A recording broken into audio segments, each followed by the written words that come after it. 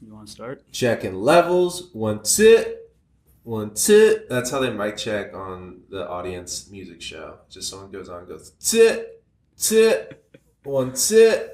Microphone check 1 2. I'm like, oh my god. With our time in production, I've heard that so many times now. Yep. So welcome to episode 0 of Real Talk, A.R.T, Artist Real Talk. If you want to get down to it. We figured we'd sit down here and kind of explain who we are, because we talk to a lot of people that we've met that are dope in many different ways. But if people are interested in us, it's probably good that we kind of explain who we are and what we do. So, Patrick, give a little elevator pitch of what you think Think Tank is. So, Think Tank Gallery is a multifaceted arts organization. We pride ourselves on hosting large-scale immersive productions, both within our space and out. Outside, most notably, is Not on Broadway, which is a festival we've been very blessed to be labeled as creative directors for. And inside, we've hosted events like Break Bread, which was a highly immersive event in which we involved Scott Hove, who makes sculptures out of what looks to be cake, and Baker's Son, who does incredibly challenging but very beautiful watercolor renditions of some of your childhood favorite treats and toys, etc. So we also are a venue space where we bring in a lot of partners who are producing their own events and also do private rentals. So we cover a lot of ground, and working on this podcast is just another way that we try to reach out to our base and folks who are interested in what we're doing and what the people we're interested in are doing as well. It's pretty good.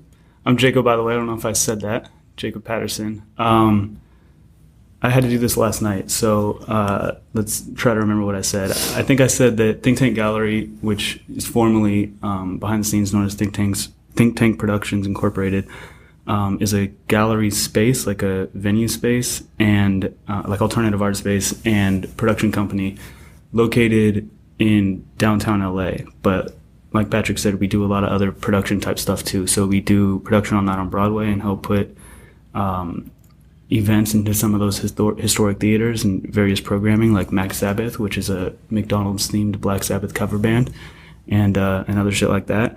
And we've lately been helping bring people who hit us up to rent our venue on creative collaborations into other people's spaces. So like Phillips, the auction house, just hit me up recently to do something in October, but we couldn't do it. So I've been trying to find a good spot for them around town. We have a bunch of artists who are resident artists here who have spaces, or 17 studio spaces here. So we have that in the background. That's kind of something that people don't know about Think Tank sometimes, and it's a very important element of our DNA, I would say. And we do a lot of, I guess I want to say, advising. Like we've been put through the ringer so many times on permitting shit that we just happen to know some stuff, or like at least know where to look. And should we stop because of that fucking siren, or should I just keep rolling? It's getting louder. I guess we should. You're gonna have to probably start over though. Yeah, you're right. But I guess I could. Well, it'll be more concise, I guess. Why are my levels so low? Why are my levels so low? There we go. You just I just need to permanently shout like I'm fucking Gilbert Gottfried. Well, we're gonna find a very convenient and not awkward place to cut that, or just run it the whole way through.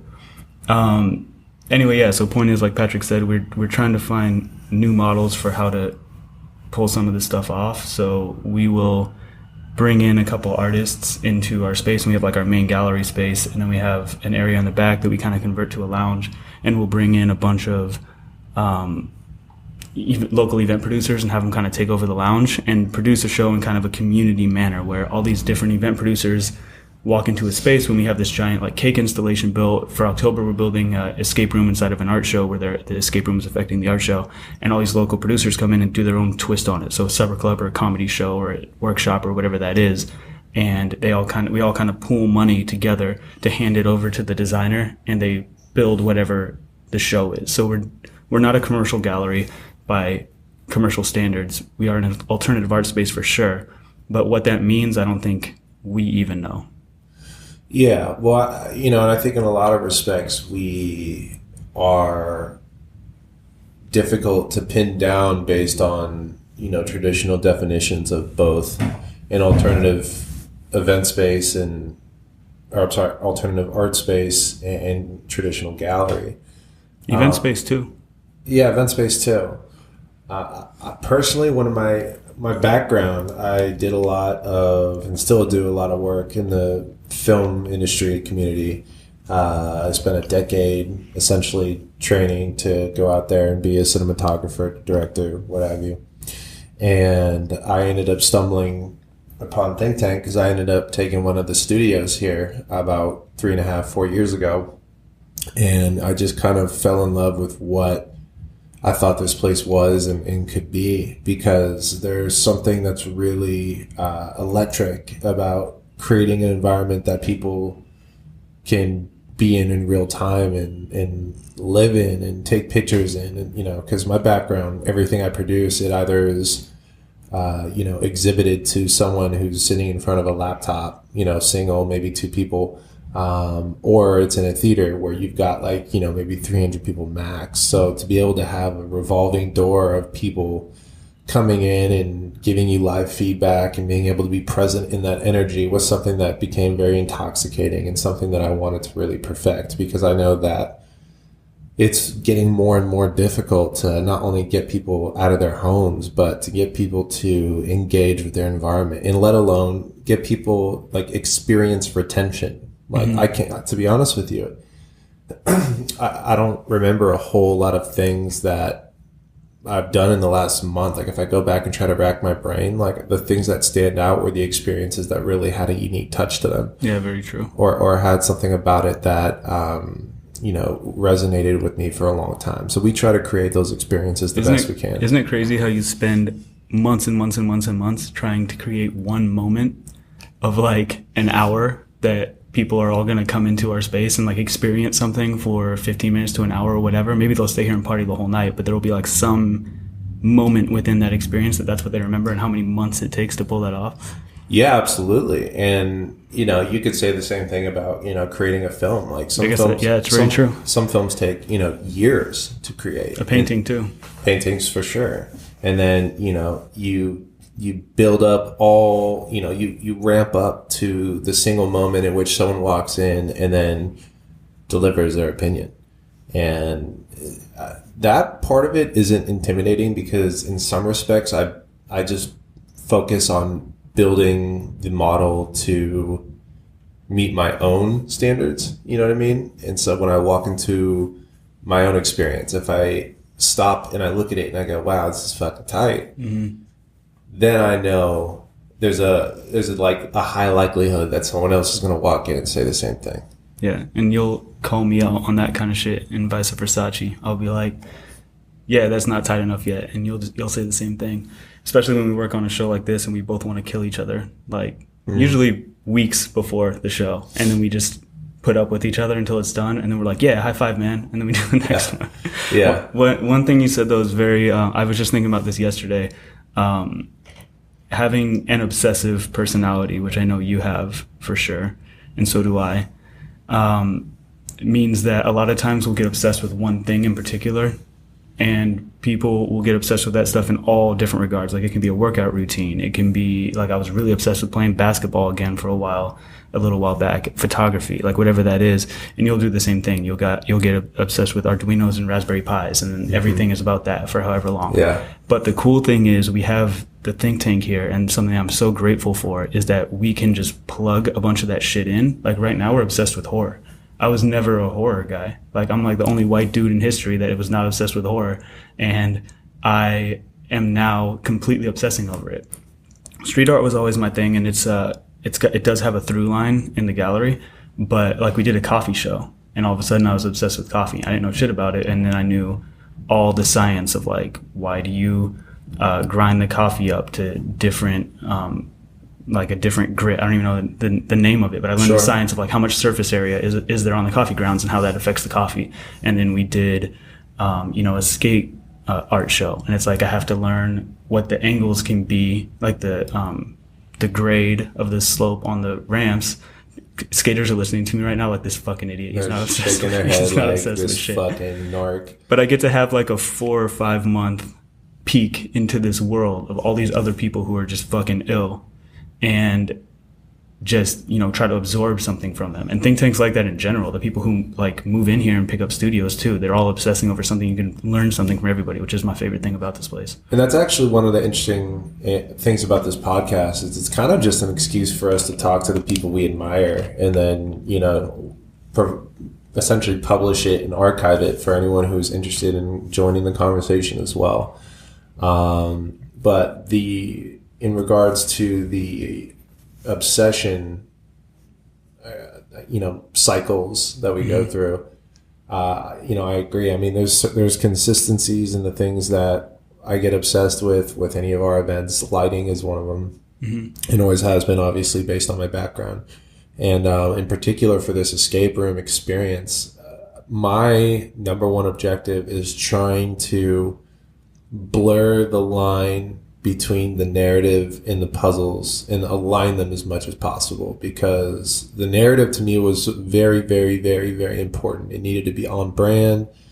It needed to feel cool and fresh and, you know, different. I didn't want some fucking Dr. Zombie brains to like have a failed experiment in which he creates like a spooky monster. Like, I wanted something that I could latch on to a character who's actually existed. In this case, it was Gigi Allen as our source of inspiration, and translate that into what I thought would be an immersive, very, you know, photogenic haunt experience.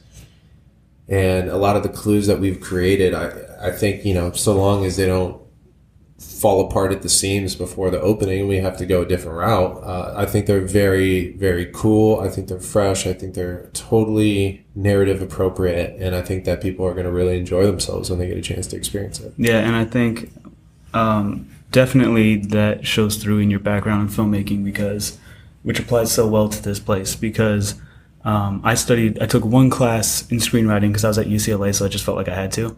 And I learned so much, like, life lessons in that class. It wasn't even like I'm never going to be a screenwriter. Well, who knows? Maybe I will someday, but I never had it in my plans.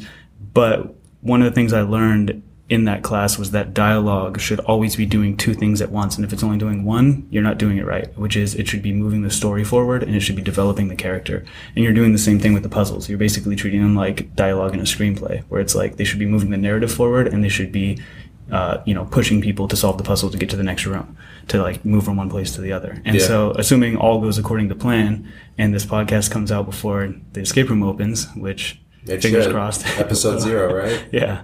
So in the first batch, basically what we're doing in October, and I hope everybody who's listening to this will come, is we're doing a show that's almost like a weird little festival of the arts, celebrating haunt season.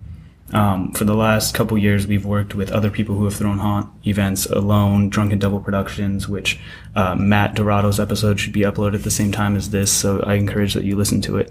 And we were like, you know what, we do our own kind of immersive events, and now that we have Noah from No Proscenium, who's recording his podcast in this very same studio, I've come to learn what the term immersive means. There's many different definitions and people kind of argue about it, but we always called it the X Factor. And that was one cool thing on the podcast I did with Noah about Trap House, is I was like, we always knew what it was. We knew what the feeling was, but we didn't know there was a term for it. And now there's an official term. It's a buzzword at the moment and everyone's trying to take it. They call it the I word.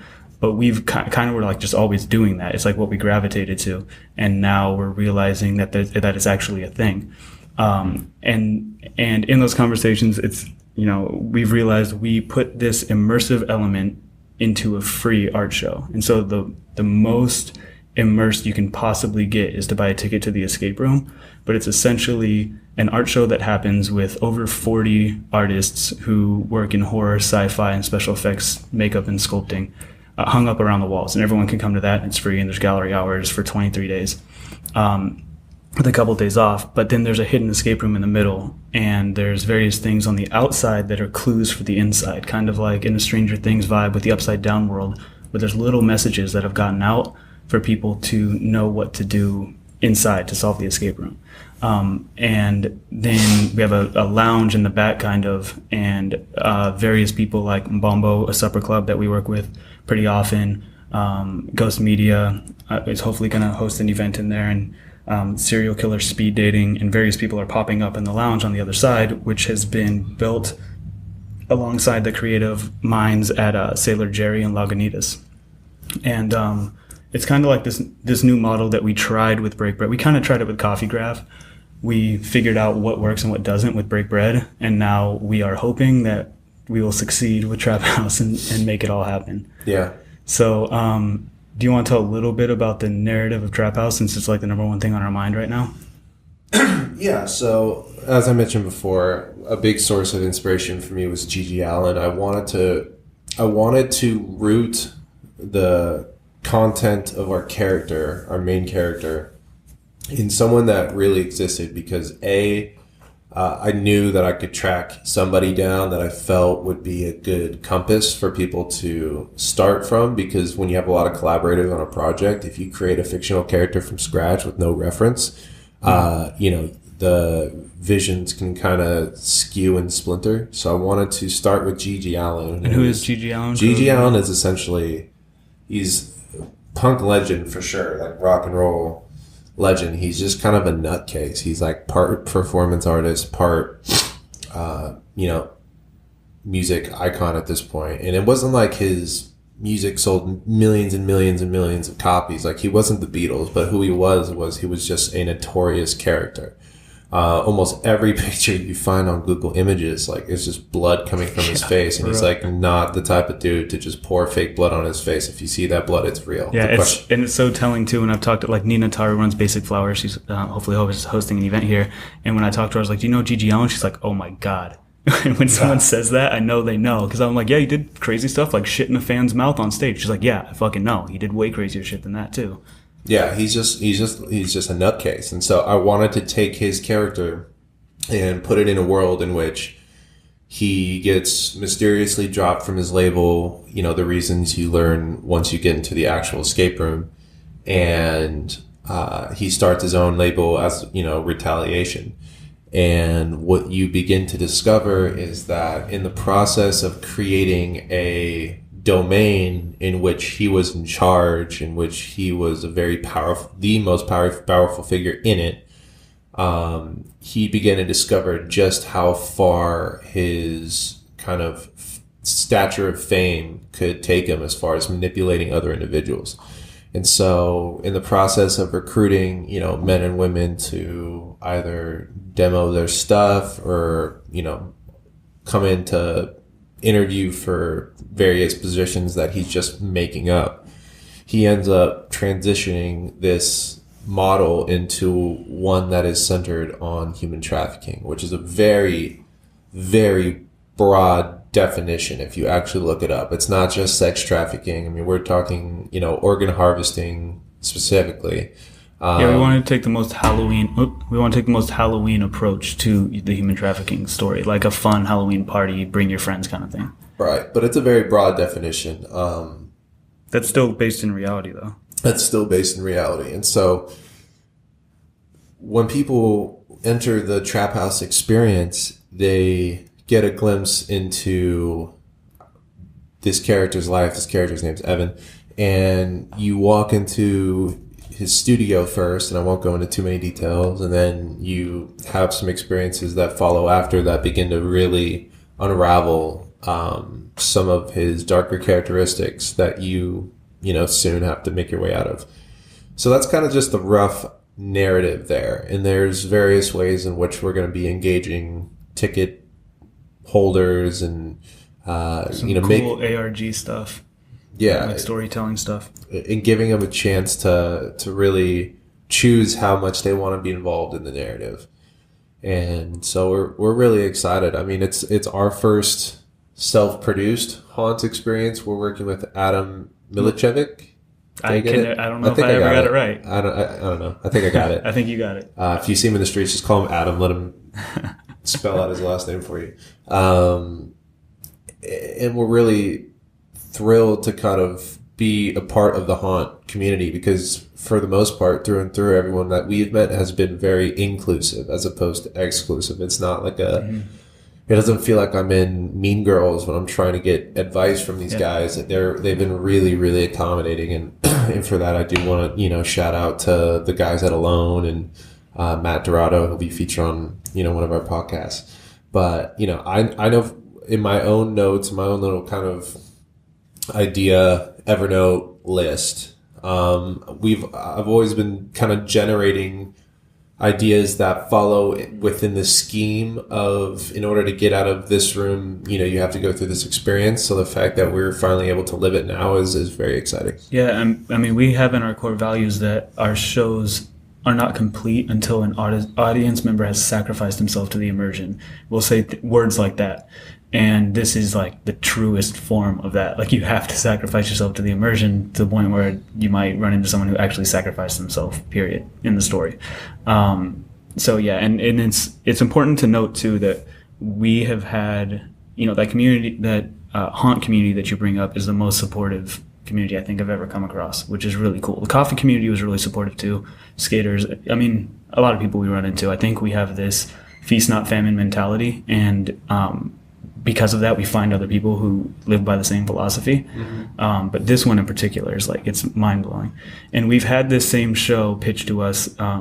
We should know, in terms of explaining who Think Tank Gallery is, that John Kenneman, who owns Think Tank Productions Incorporated, a production company, is like, it's me, John, and Patrick pretty much have been the guys running the ship for quite a while. And John works on he's a casting producer on a show called Face Off on Sci-Fi. Which I'm coming to find out has its own reputation as well. But we are really, really happy to work with all those artists. Like Adam came from Face Off, a bunch of Ian, who's helping curate the show, was on Face Off. We fucking love it. And he came to us a couple times saying, yo, let's do a special effects makeup show. And we were like, yeah, that sounds great, but like, how are we going to make it a think tank show? That was that X factor that we were talking about, where he hit us up a few years ago and pitched this and has been doing it ever since. And we never really knew what that was, and I guess also the model on how to make it financially viable. And since Break Bread, I think we were like, here's a model that this can happen. And so John introduced us to Adam and a guy named Evan, and they were like, here it is. Let's make the escapees the art. And so we're gonna have a couple surprises in there in the show as well, where the escapees are the art.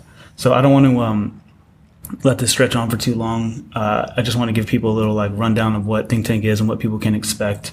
But in general, what would you say people can expect of Think Tank Gallery itself, and the kinds of shit that we want to move forward and do with Night on Broadway on the horizon after this and other art shows we have planned? And what can people kind of expect out of this podcast as we meet people along the way and bring them into the studio? Well, to answer the first part of your question, big ideas is typically where we start.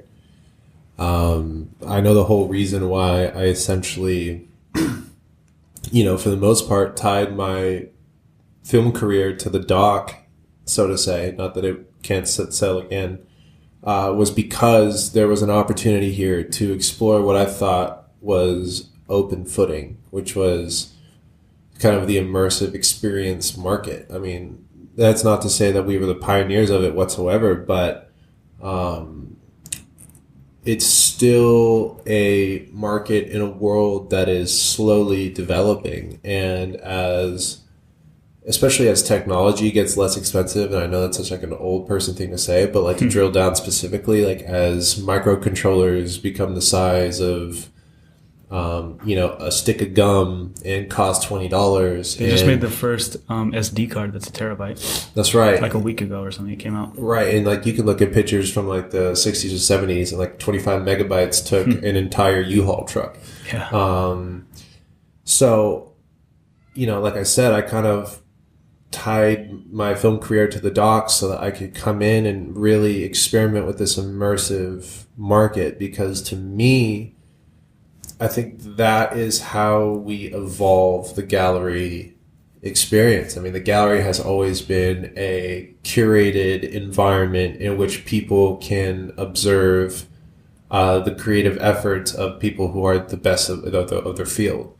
And the story that's being told by the curator. Yeah, and I didn't want to have to I jumped on board because we were both in agreement that the definition of that was not restrained to put this shit in a frame and put it on the wall, or, you know, put a nail in the wall and hang up this canvas. It went so far beyond that. Mm-hmm. And that to me was why I jumped in. So Big Ideas is certainly what people can expect from Think Tank Gallery as far as programming is concerned, budget permitting.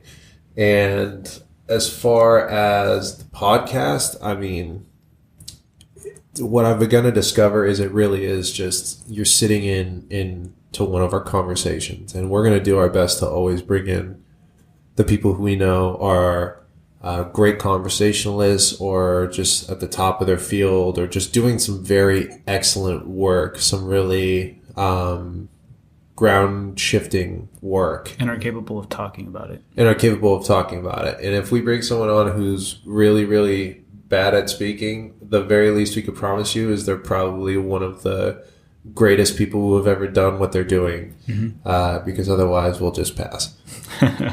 Yeah, very true. And I think to kind of like tack on to what you're saying, I think that one of the things that excites me most about this place and the podcast that we have coming up because of it is that we take an approach to art and the messages that it can get across and the emotions that it can express, and we shroud it in a veil of accessibility. So there's a lot of inaccessible art all over the place, and we try to find a way to get these messages across, sometimes in a way that's subversive or like almost like accidental. Like when someone comes to a show and they want to skate a skate park just because it's there, but then they accidentally learn something on some hard-hitting piece that's at the show that's hung up around a bunch of like other like skeletons with Hawaiian shirts on. I think that we've done a good job at that point. We're inviting audiences that aren't necessarily invited to these higher institutions, even though sometimes we can make those kinds of things accessible. And so my goal with the podcast is finding those people who are making some splashes wherever that is, and bringing them in and allowing them the opportunity through longish form conversation to really discuss what it is they're trying to do and how they're doing it, and what people can kind of pick up along the way. And one of the ways that we conceive of that on this podcast is saying, when I was 20 years old, I had no clue that this was even a thing. I don't think podcasts existed when I was 20. They probably didn't. There was radio shows. But in general, to know that something like the Think Tank could exist, like I thought I was going to be painting. I was painting sneakers at the time on YouTube. I thought I was going to be like a designer for Nike. And that was going to be it. Like that was the ceiling for me. And now it's spread out in so many different ways, and all these different doors have opened, and I decide which ones to walk through and which ones not to. And I think that the common thread with all of the people that we interview here is, yeah, some of them might have been doing the same thing since they were 5. And they're like, I'm going to be a famous painter from the moment they were 5, and they just did it. And we have a lot to learn from those types of people. But then there's also people who had no idea what they were going to be doing, and now they're doing something so sick, but their path just went in such a weird and interesting way. And we have the opportunity to learn from those people too, where someone listening to this podcast right now might not have any idea what it is they're doing, but they know they're good at this, this, and this, and they know they have ambition, and they know that they're excited about stuff, and they know they want to move to some big city, or they're already there, or they want to work from the mountains wherever they're at, and they can listen to something like this and talk and listen to the people talking who have done that kind of shit and pick something up from them. And I think that's what excites me most about this. Yeah, just to tack on to that last thing, I know that to me is probably my biggest objective is, and I say it all the time I said it all the time when we were in the ideation process for what this was going to be, which is that I want there to be really valuable takeaways for people. And there's going to be times where, you've got to listen to us chop it up and kind of bullshit, here and there in order to pull out those gems. But at the same time, I think we didn't want the podcast to feel disingenuous, and sometimes that's going to be at the expense of time. Real talk. And, it is what it is. I think we really encourage people to give us feedback on everything. We're thick-skinned, so if you tell us that we suck and just need to completely change our identities in order to be a palatable podcast, like, you just fucking say it. Like, we're not going to change who we are, but just say it. Because we do value the input of people who are listening, because at the end of the day, like I said, we're trying to create takeaways for you guys. Whenever I look for someone who I want to be involved in the podcast, I think on the other end, from the user side, to say, who, if I bring in, guest A, B, or C, and I think about their career or what they're doing, I'm also thinking about what is the most important information to distill, not to just satiate my curiosity about them as a person, but what's the most important information to distill for the user who is listening, who I'm imagining is a young creative who's searching for material to improve the skills in whatever they're doing. Because every year that goes by, a creative is expected to take on more skills just to survive and be buoyant in the art market. Like, I just got out of a business of art class not too long ago, and you're looking at 68-year-old artists who've been doing this for 40 years who have to sit there and come to the conclusion that they've also got to be their own website designer for the most part, or they've got to learn how to advertise, and they've got to learn how to take on multiple skills. And make their own flyers in Photoshop and all sorts of shit like that. Yeah, the stupid buzzword that I always use, that as kind of eye-rolly as it sounds, is really the case, is entrepreneur. You have to be your own entrepreneur and like really take on a myriad, a wide range of tasks and learn a wide range of skills just to be relevant sometimes. Because just to create your work in the studio and knock on the doors of different galleries isn't always enough. Yeah. Learn how to get your social media game up and consistent, and that's just one of the many, many things you've got to take on. Yeah, and I think that we have brought in people who have done that very, very well, and we start trying to dig, how did you do that well? Like Sarah Evershed, when you listen to that episode, she helped build a lot of the trends that you see now in people in social media marketing, because she helped build that world when you really get down to it. Cinziana, when we talk to her, she's huge on Instagram with her photos, and it's like, how did you do that? Eric Kim, same thing. He makes all of his money online now, and he gets to travel all over the world doing photography and teaching photography. So these are all people that all of us, including the two of us, can learn a lot from. And that's what's exciting for me on the one hand. And the other hand is I came from the YouTube world. That's actually how I know Sarah. And my primary job was having a very strong connection to my audience. Yes, I was painting, and that was what I did when I sat down and got to work at the work table. But if I didn't have a good connection to my audience, I wasn't making money, because that was where I was making money, was from the views and the conversations I was having with them.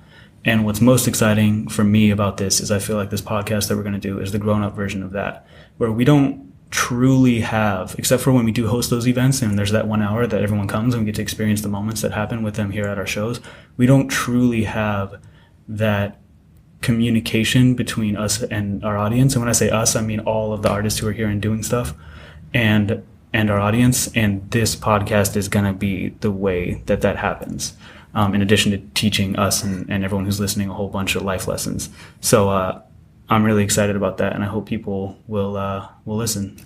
Yeah, and the last thing, it's really people's opportunity to get to know Think Tank individually, because Think Tank has been kind of the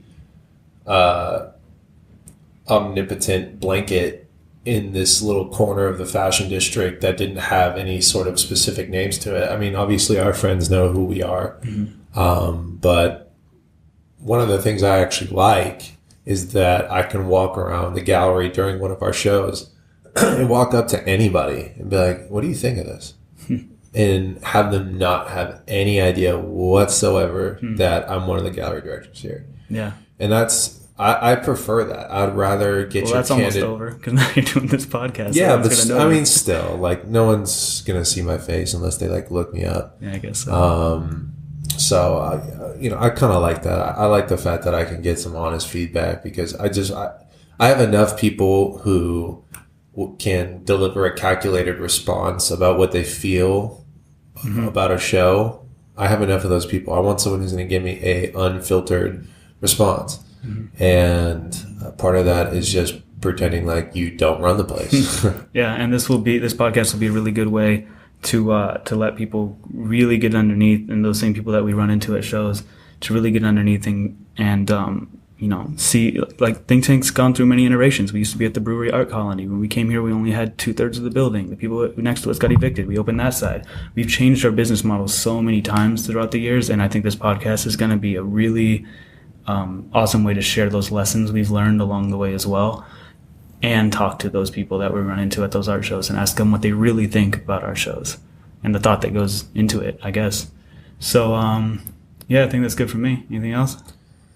No, I mean, just once again, don't be afraid to talk back with us. We want to know what you think. We want to have this be a dialogue because we are creating this really for you guys. It's important for us to know where you stand on what we're creating, and always be engaging, because what we can promise you is that we'll always engage back. Yeah, even if we don't know who the you guys in that you guys is just yet, but we're excited to find out who those people are. So thanks for listening. There should be a couple other episodes uploaded wherever this is right now, so please check them out. A good one to start with is probably, I think Mark Schuster would be a good one to start with, The Auctioneer, because it's just so much info just packed in about how to sell art in the art world, and he's a very entertaining guy, so that's probably a good place to start. Yeah, that one, or Eric Kim. He's probably one of the most engaging people we've ever met, and it's super long, so you guys can get a feel of of how much you're gonna endure at any given time. It's all good conversation, so don't be scared. Very true. It's good stuff. All right, cool. Thanks, Colin. All right.